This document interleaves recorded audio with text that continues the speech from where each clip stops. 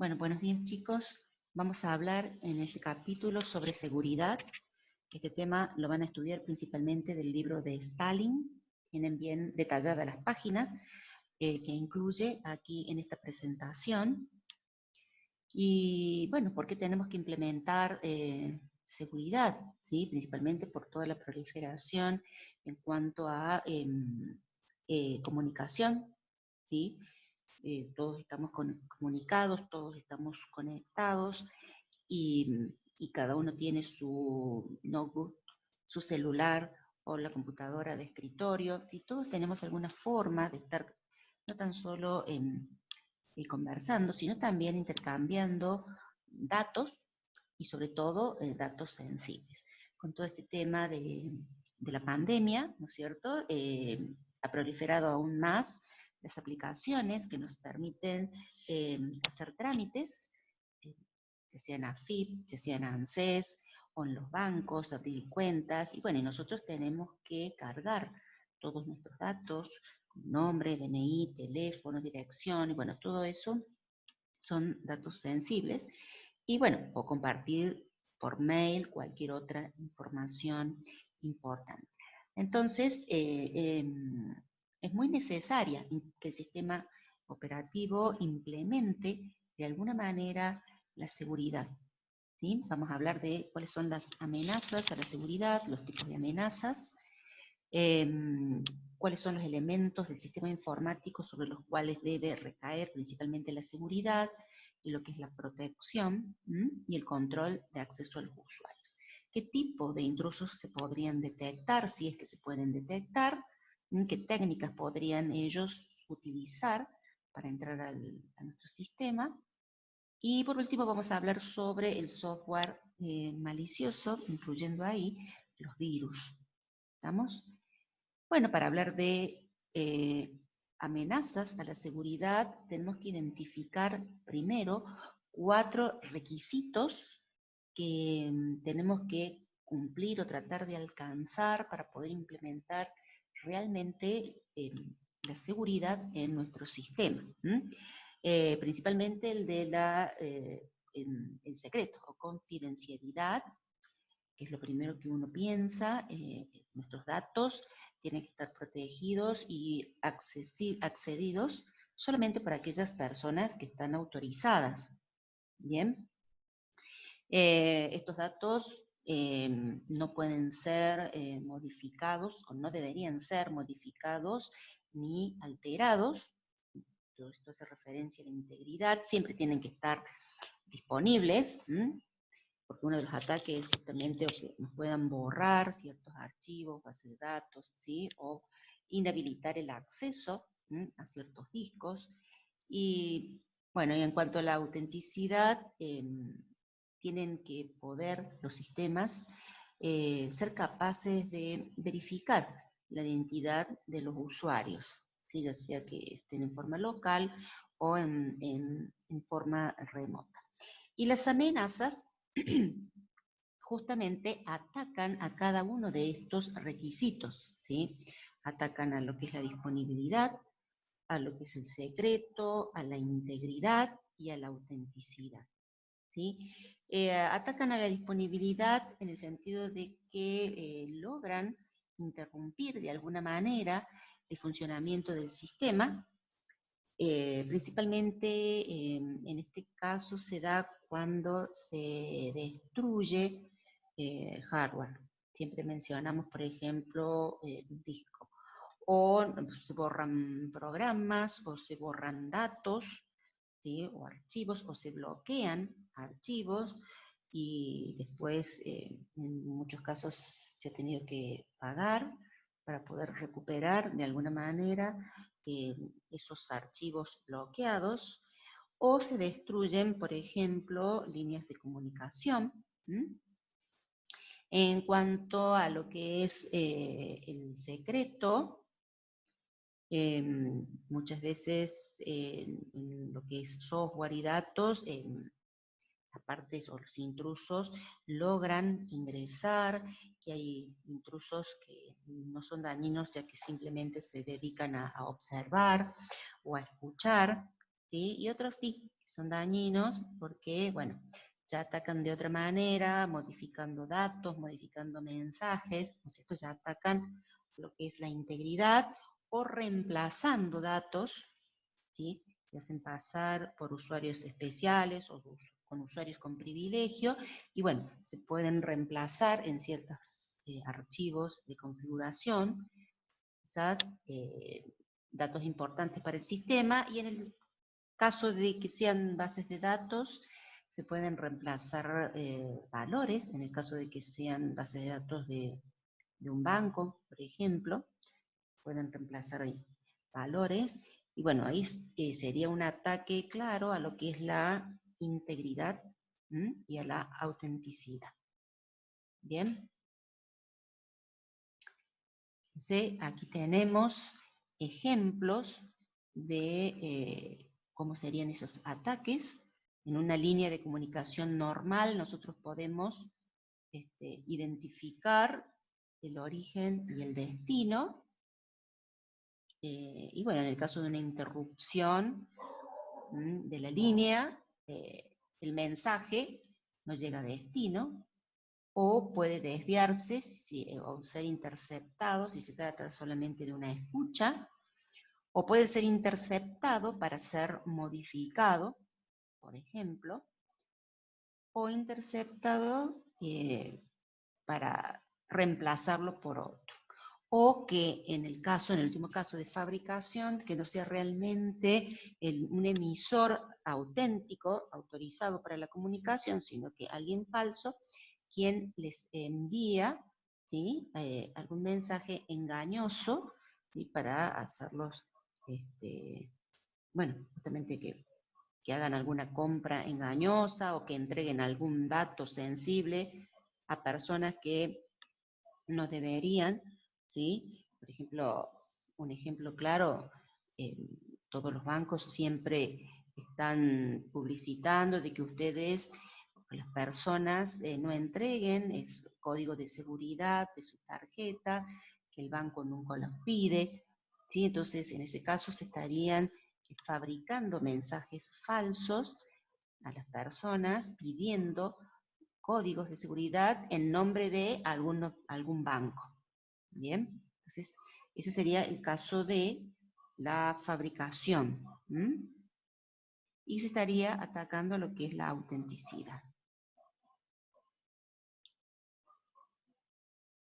Interrupción ataca la disponibilidad, la interceptación al secreto, la modificación a la integridad y la fabricación a la autenticidad. ¿Sí? Por supuesto, no vamos a identificar solo uno, ¿sí? En las líneas de comunicación es una parte muy atacada, muy sensible, y bueno, se atacan a los 4 requisitos que tenemos aquí presentes. ¿Cuáles son los elementos de un sistema informático sobre los cuales se va a implementar la seguridad? Sobre el hardware, ¿sí? Que es la parte más difícil de implementar la seguridad, ¿sí? Tratar de evitar ya sea daños intencionales y robos. Los software, ¿sí? Implementar la seguridad sobre el software. ¿De qué manera? Y bueno, principalmente, que es lo que nosotros hemos estado viendo con backup, ¿sí? Con copias de seguridad de los datos para poder recuperarlos. Se puede implementar instalando algún tipo de software que nos permita detectar los virus, ¿sí? O los software malintencionado, ¿sí? Prevenir algún ataque informático, y siempre tratar de instalar o tener en nuestras computadoras software legal, ¿sí? O de algún proveedor que nosotros conozcamos. En cuanto a los datos, ¿sí? Las amenazas a los requisitos de disponibilidad, secreto, integridad, se da mucho, sobre todo, por ejemplo, cuando los sistemas hacen análisis estadístico de los datos, donde se va registrando todo el movimiento del usuario, como si fuera un journaling, de qué es lo que más utiliza, a qué páginas de internet consulta, o sea, cuál es todo el movimiento. ¿Sí? Entonces se va conociendo de esa manera el perfil, como yo les decía, del usuario. ¿Sí? Y de esa manera, ya vamos a ver más adelante, que conociendo el perfil y gustos de cada usuario, es posible adivinar de alguna manera las claves de seguridad que este usuario utiliza. ¿Sí?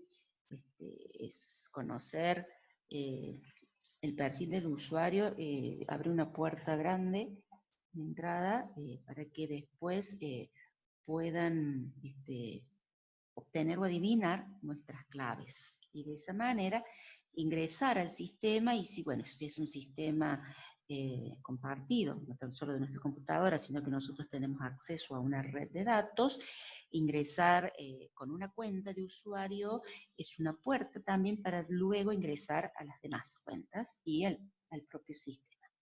En Linux, el usuario root tiene acceso a todo, a prácticamente todo, y puede hacer lo que quiera. Es una cuenta con mucho poder, vamos a decir así. Entonces, por eso, por ejemplo, Ubuntu, nosotros las tenemos que habilitar a root. Ubuntu lo que plantea es trabajar como un usuario con privilegios, pero no con root, ¿sí? Porque root, como les decía, tiene acceso a todos los archivos de configuración del sistema. Bien, y en cuanto a las redes y líneas de comunicación, podemos identificar amenazas pasivas y amenazas activas. Las amenazas pasivas son simplemente las escuchas, los que hacen análisis de tráfico, ¿sí? Que es algo muy sutil, que es algo difícil de detectar, y bueno, entonces, como es difícil de detectar, lo que es todo lo que sea seguridad, en este caso, apunta a tratar de prevenir, ¿sí? Porque bueno, todo lo que es las amenazas pasivas, como les decía, son difíciles de detectar. Y en cuanto a las amenazas activas, ya suponen alteraciones en el flujo de datos y la creación de un flujo falso de datos. Entonces ya está, por ejemplo, la suplantación, ¿sí? Cuando un emisor que tendría que estar autenticado es suplantado. A veces esa suplantación se lleva a cabo después de que el usuario emisor es autenticado y autorizado o aceptado en el sistema, ¿sí?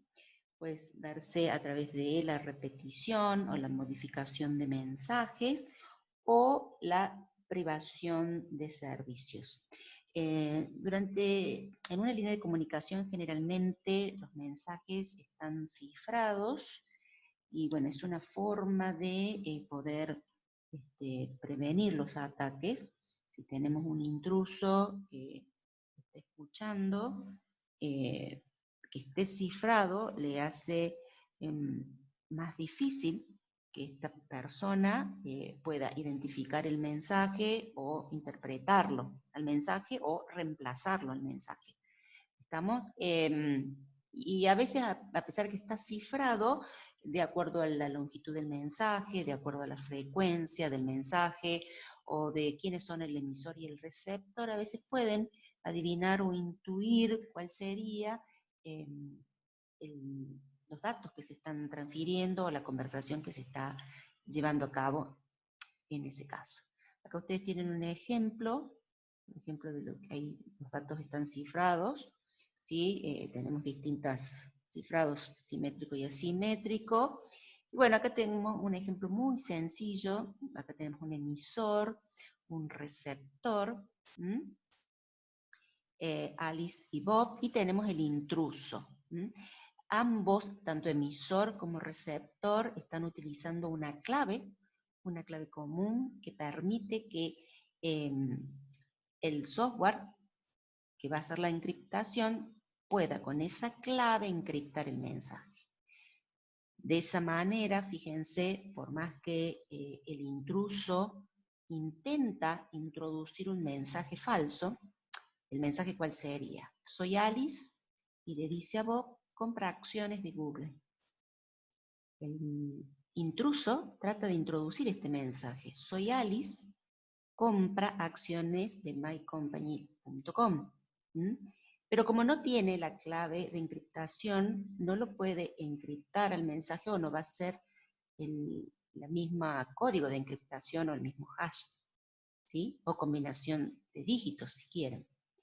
Entonces, el receptor, como conoce la clave, va a poder desencriptarlo o, y poder interpretar el mensaje. Entonces, de esa manera se puede reconocer que este mensaje que ha llegado a destino es falso, ¿sí? No lo puede imitar de esa manera porque, bueno, esta clave que tienen ambos, no la conoce el intruso.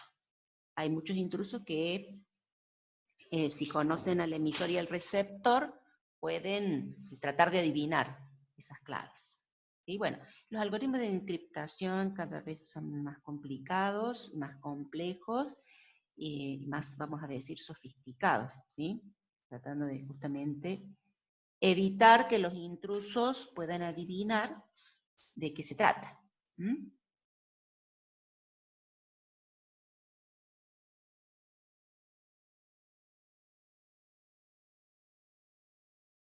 Bien. ¿Cómo se pueden prevenir los ataques pasivos? ¿Sí? Con el cifrado de datos, ¿sí? Y de esa manera se implementa lo que es la prevención.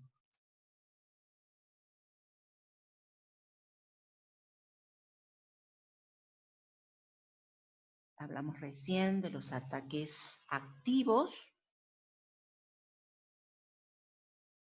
¿sí? Que pueden llegar desde lo que es la suplantación hasta la privación del servicio, ¿sí? Deja de estar disponible para los usuarios, ¿sí? Porque, bueno, ha recibido un ataque. Ya vamos a hablar de los ataques, por ejemplo, a los servidores. Y siempre, bueno, los intrusos tratan de llevar a cabo. Aquí tenemos, por ejemplo, cuando un código malicioso se transmite por la red y se va multiplicando a los distintos usuarios que se han conectado, y llegado un cierto tiempo, ¿sí? O en un instante dado, cuando este intruso les da la señal, todos estos programas se activan al mismo tiempo, y lo que hacen es llenar de peticiones al servidor, principalmente, hasta que, vamos a decir, lo hackean o lo hacen caer, de alguna manera.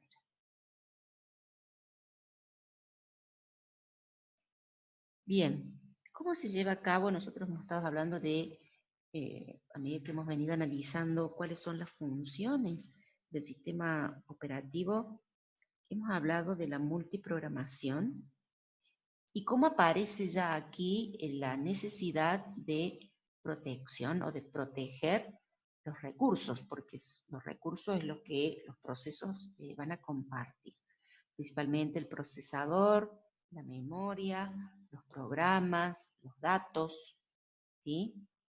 Vimos en memoria que las podíamos proteger cuando hablamos de memoria virtual. Tenemos páginas protegidas, los segmentos protegidos, ¿sí? Siempre que hay una conversión de lo que es una dirección virtual a una real, siempre se está chequeando que el proceso no intente acceder a memoria que no tiene asignada, ¿sí? Se implementa de esa manera. Hay distintos niveles de protección: el 0, en caso de que no se implemente protección, o el aislamiento, ¿sí? Cada proceso solamente tiene acceso a su espacio de direcciones, a sus archivos, objetos, en este caso no estarían compartiendo, ¿sí? O que todo lo que se tenga que compartir por parte de los procesos o por un conjunto de procesos sea público, ¿sí? Tenemos todo lo que es el aislamiento, es todo privado o todo público, o permitir que se compartan los recursos, pero con ciertas limitaciones. ¿A qué se refieren estas limitaciones? A permisos de acceso. Hay ciertos procesos que pueden utilizar, por ejemplo, los archivos o un archivo de contraseña solo para lectura, un archivo, una base de datos para lectura y escritura, o ciertos scripts solo para ejecución, o solo para agregar información y no borrar. Bueno, eso es lo que tenemos. Se puede activar las distintas limitaciones a los objetos o a los recursos. Hablamos recién de la protección de la memoria en lo que es multiprogramación y memoria virtual. Si se permite la compartición, el mismo segmento o la página puede ser referenciado en más de una tabla, es decir, que el puntero hacia un segmento o hacia una página, ese puntero esté registrado en más de una tabla de página o en más de una tabla de segmentos. Es decir, en todas las tablas de página o de segmentos de los procesos que puedan compartir esa porción de memoria. ¿Sí? Bien, y después, en todo lo que es protección, ¿cómo vamos a implementar el control de acceso orientado a los usuarios? Ustedes ya lo han visto en lo que es Windows y Linux, que es lo que manejamos normalmente, que nos piden el login o el username y nos piden clave. ¿Sí? Todo esto se chequea contra los archivos de administración PASWD y Shadow, que es donde están las claves encriptadas. Como les decía antes, esta es la primera barrera que presenta el sistema para poder implementar lo que es la seguridad y el control. También esta ID de usuario o este control permite al sistema conocer qué tipo de usuario se ha conectado y cuáles son los privilegios y los accesos que tiene permitido este usuario, ¿sí? Este tipo de autenticación puede estar centralizado o puede estar distribuido, ¿sí? Dependiendo de centralizado en un determinado servidor o que la autenticación de usuario pueda hacerla en un sistema distribuido, cualquier servidor que pertenezca a la red.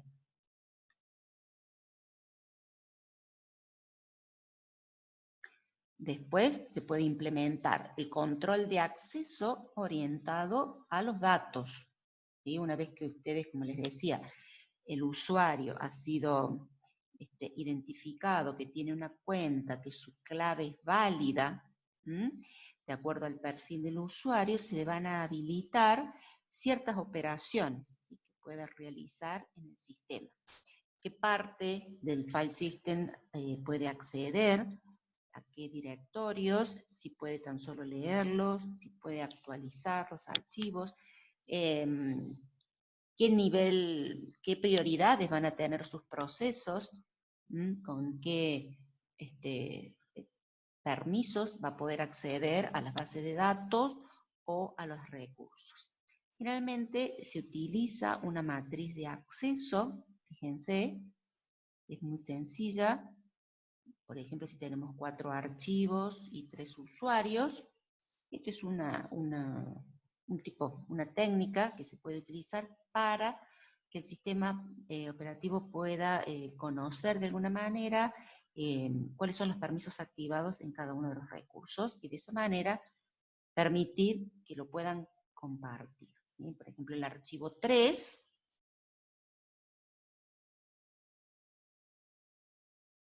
acá tenemos una lista de control de accesos, el usuario A es el dueño, puede leer y escribir, y el B solo leer. Perdón, solo escribir. Solo puede agregar modificar la información que tenemos aquí. Y si lo vemos desde el punto de vista del usuario A, es dueño del archivo 1 y el 3, y en ambos tiene permiso de lectura y escritura. Estas las denominamos etiquetas que indican cuál es la capacidad del usuario, ¿sí? La etiqueta, o sea, eso lo da el ID de cuando inició la sesión de trabajo. Esa etiqueta, que es ID y contraseña, permite identificar qué tipo de usuario es y qué actividades puede realizar en el sistema y sobre los archivos y recursos del sistema. ¿Bien?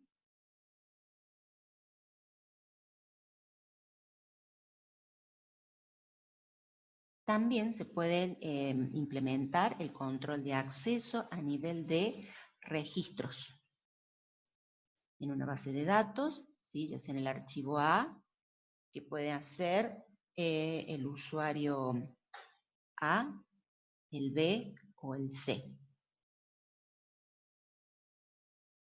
Sobre el archivo 2, el B y el C, y sobre el archivo 3, el A y el B. Los tres usuarios.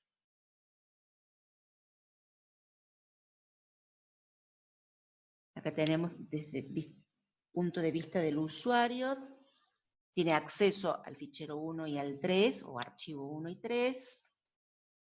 El B a los 4 archivos con distintos tipos de permisos activos, y el C, fichero 1, 2 y 4, también con distintos. ¿Sí? Son distintas formas de llevar el control de acceso como una lista ligada, fíjense, pero por usuario, lista ligada de archivos a los cuales puede acceder con sus permisos.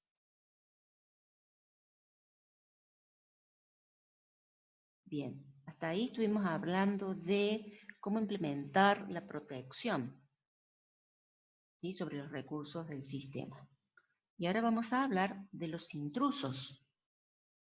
Bien, ¿cuál es el objetivo de un intruso? En realidad hay tres tipos de intrusos que se pueden identificar. Tenemos un intruso suplantador, que le llaman, otro abusador y un usuario clandestino. El intruso es el que intenta acceder a un sistema simplemente para mirar, ver qué hay, observar, informarse, y aquel otro que intenta aumentar sus privilegios, bueno, con otras intenciones, ¿cierto?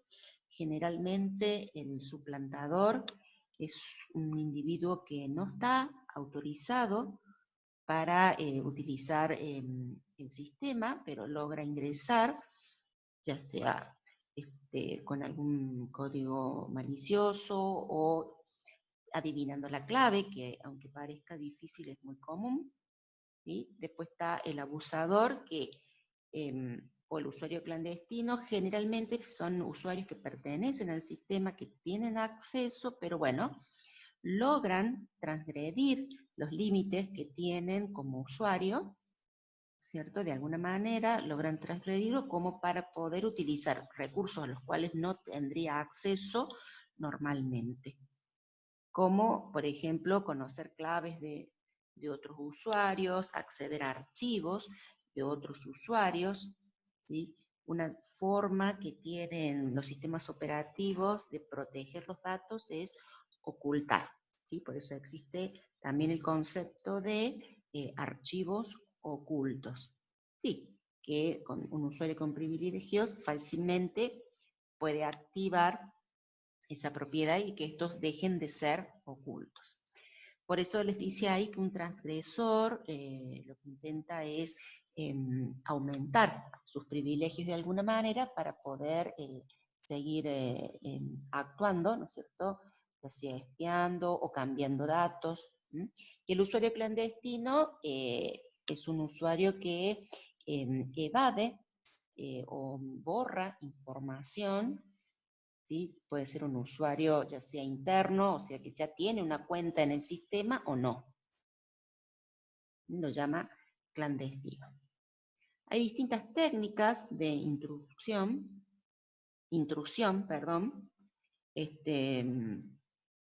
el objetivo de los intrusos es obtener acceso a un sistema y aumentar sus privilegios justamente para poder tener mayor información, para modificar los datos o para destruir los datos.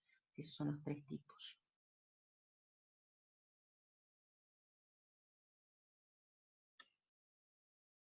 Una forma de defenderse contra los intrusos es, como les decía, a través de las contraseñas. ID del usuario y el login, las contraseñas. El archivo de contraseñas en Linux es etcshadow, donde las contraseñas están encriptadas, ¿sí? Hay distintos algoritmos de encriptación. Utiliza Linux DES, que es un algoritmo estándar de cifrado de datos, que ya está un poquito obsoleto, y bueno, hay uno que es un DES modificado, que es el que se está utilizando ahora.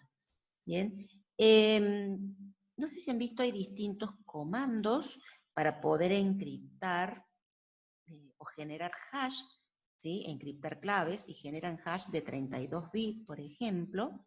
Uno de los comandos que no se utiliza tanto es el md5zoom, que es de Linux, y bueno, permite generar, dada una cadena, generar un hash de 32 bits, que es único para esa cadena. Bien, entonces eso lo hace el emisor. Entonces después, supongamos que nosotros ponemos nuestra clave, con este comando md5zoom se genera un hash de 32 bits, y eso es lo que se almacena. Después, cuando ingresamos nuevamente al sistema, volvemos a introducir la clave, y se vuelve a generar el hash con el comando, y se comparan esos hashes, es decir, se comparan los bits generados por la encriptación. No se revierte el proceso de encriptación, ¿sí? Sino que se compara lo que ya se generó, que es de 32 bits. Si coinciden, bueno, entonces el usuario es auténtico. Esta es una forma de también implementar la protección, ¿sí? Generar nuevamente el hash y no hacerlo que sea reversible, ¿sí? El algoritmo de encriptación. Bien. Hay distintas técnicas que pueden utilizar los intrusos para detectar cuál es la contraseña. Y aunque parezca que no podría ser, la mayoría de los usuarios, o un gran porcentaje de los usuarios, generalmente utiliza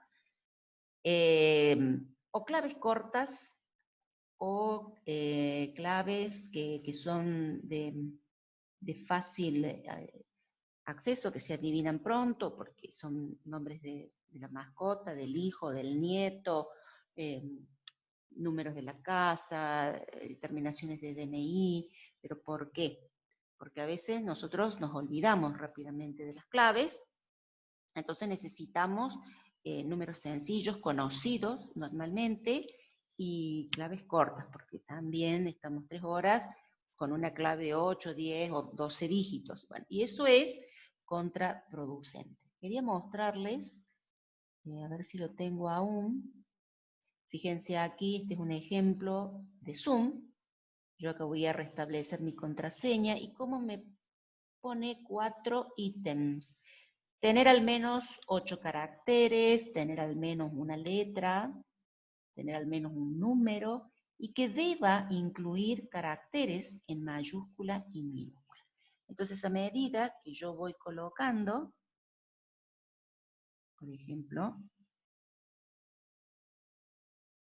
fíjense, ahí va la mayúscula.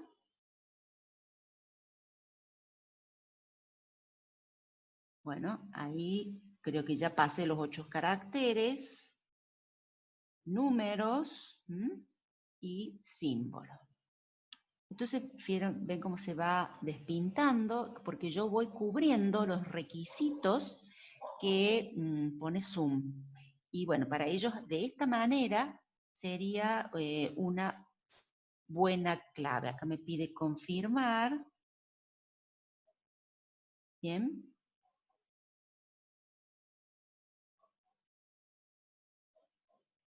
Bueno, y luego guardar. Bueno, eso en cuanto a claves, pero si el sistema no lo exige, muchas personas, bueno, no lo cumplen. ¿Sí? Por ejemplo, en Ubuntu podemos tener una clave de un dígito. Sí nos informa el sistema que es una clave mala, pero sin embargo la acepta. ¿Bien? Entonces, bueno, somos nosotros los responsables, por más que el sistema lo sugiera, bueno, le deja al usuario la responsabilidad de cumplir con esto porque, bueno, es para su propio beneficio. ¿Bien?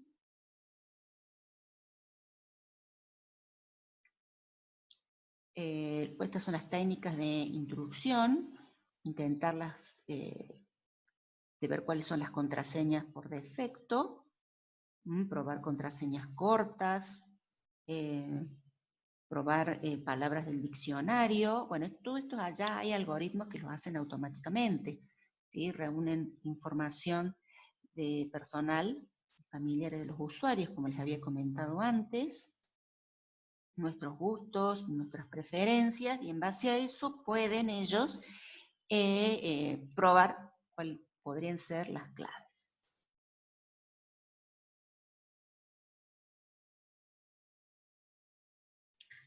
Siempre las contramedidas son la prevención y detección.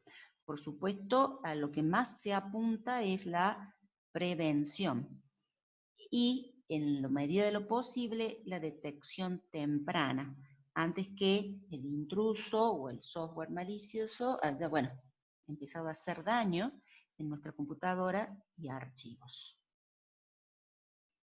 Como les decía, recién estuvimos hablando de la contraseña, es la primera defensa que el sistema presenta contra los intrusos, pero bueno, pero puede ser vulnerable, principalmente si el archivo donde están las contraseñas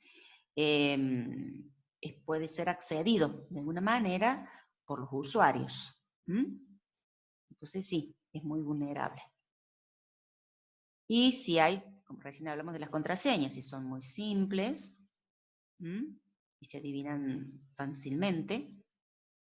Y la estrategia, como les decía, es obligar a los usuarios a que cumplan con ciertos requisitos al crear las contraseñas. En el caso de Zoom, si no cumplimos con esos 4 requisitos mínimos, no nos permite crear, no la acepta a la contraseña. Eso sería lo mejor. Bueno,